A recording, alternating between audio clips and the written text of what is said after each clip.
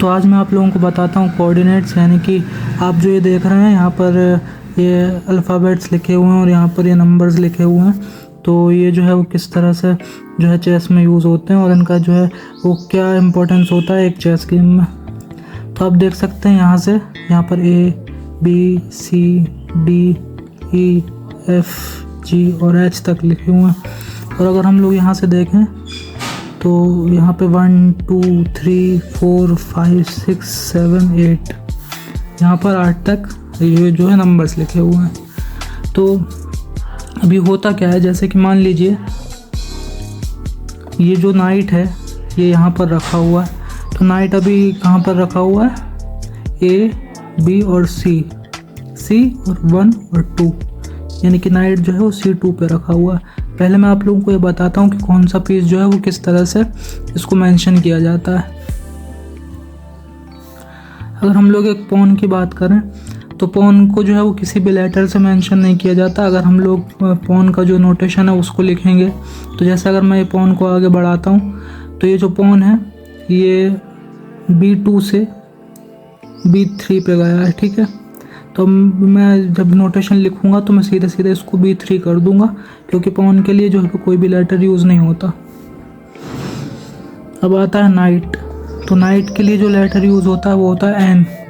हालांकि नाइट जो है वो K से शुरू होता है, लेकिन K जो है वो किंग के लिए यूज़ होता है, इसलिए नाइट के लिए जो है वो N यूज़ करते हैं। तो अगर अभी मेरा ये जो नाइट है वो यहाँ पर अपनी इनिशियल पोजीशन पर है, अगर मैं इसको यहाँ पर ला के रख दूँगा तो हम लोग देखते हैं A B C और D। तो जो नाइट है वो मेरा D2, नाइट मेरा D2 पे आ चुका है। तो मैं यहाँ पे लिखूँगा ND2, यानी कि मैं इसको कैपिटल N से जो है वो रिप्रेजेंट करूँगा और ND2 यानी कि नाइट D2, ठीक है ना। अब अगर हम लोग बात करें बिशप की तो मैं आपको बताता हूँ, ये रहा बिशप अपनी इनिशियल पोजीशन पर यानी कि C1 पर है। तो अब जब मैं इसका नोटेशन लिखूंगा तो मैं लिखूंगा BG5 यानी कि बिशप टू G5, क्योंकि जो बिशप होता है वो B से रिप्रेजेंट होता है। ऐसे जो मेरा अपोजिट कलर का बिशप है, यानी कि जो डार्क कलर का लाइट स्क्वायर बिशप है मेरा, लाइट स्क्वायर जो बिशप है, तो मैंने वीडियो थोड़ा सा पॉज कर दिया था बिकॉज बैकग्राउंड में नॉइज़ हो रही थी बहुत। तो अब मेरा जो लाइट स्क्वायर बिशप है वो जाहिर सी बात है लाइट स्क्वायर पर ही चलेगा। अब जो है वो मेरा बिशप जो है वो यहाँ रखा हुआ है। तो मैं देख लेता हूँ A B और यहाँ देख लेता हूँ 1 2 3 4 और 5, मेरा बिशप रखा हुआ है B5 पर, ठीक है। तो मेरा लाइट स्क्वायर बिशप B5 पर और डार्क स्क्वायर बिशप जो है वो G5 पर रखा हुआ है। और बिशप को जो हम लोग रिप्रेजेंट करेंगे वो B से करेंगे। अब हम लोग अगला देख लेते हैं जो कि रुक। तो रुक अभी अपनी इनिशियल पोजीशन यानी कि A1 पे रखा हुआ है। तो अब जो है वो रुक आप लोगों को पता ही होगा कैसे चलता है, तो उस पर हम लोग नहीं जाएंगे। लेकिन मान लीजिए मैं रुक को यहाँ पे ला के रख देता हूँ। तो अभी रुक कहाँ पे रखा हुआ है, A B C D और E और 1 E1, यानी कि रुक E1 पे रखा हुआ है। रुक जो रिप्रेजेंट होता है वो होता है कैपिटल R से, तो हम लोग R से जो है वो रुक को रिप्रेजेंट करेंगे और RE1 यानी कि रुक E1 लिखेंगे नोटेशंस में, ठीक है ना। अब हम लोग बात करते हैं क्वीन की। तो जो है क्वीन अपने इनिशियल पोजीशन यानी कि D1 पे रखी हुई है। तो अभी आप देख सकते हैं D1 पे क्वीन रखी हुई है। तो अब जो है वो क्वीन आप कैसे मूव करती है आप जानते हैं।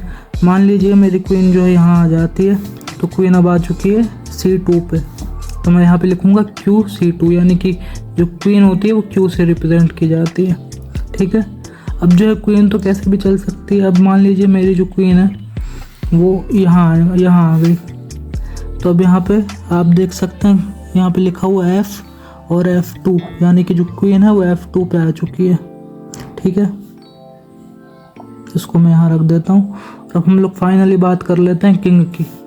तो जो किंग है ये अपनी इनिशियल पोजीशन E1 पे रखा हुआ है। तो किंग जो है वो कैसे मूव करता है वो आपको पता ही है, सिर्फ एक ही डायरेक्शन में, एक ही स्क्वायर किसी भी डायरेक्शन में। मान लीजिए किंग यहाँ पे आ जाता है तो किंग आ चुका है E2 पे, मान लीजिए किंग यहाँ से यहाँ आ जाता है तो किंग आ चुका है F2 पे। मान लीजिए किंग जो है वो यहाँ से यहाँ चला जाता है तो किंग आ चुका है G3 पर। और जो किंग है उसको हम लोग K से रिप्रेजेंट करेंगे, क्योंकि जो है किंग K से रिप्रेजेंट होता है, इसलिए जो नाइट है वो N से रिप्रेजेंट होता है। तो इस तरह से अब मैं आपको बताता हूँ कैप्चर्स में कैसे होता है।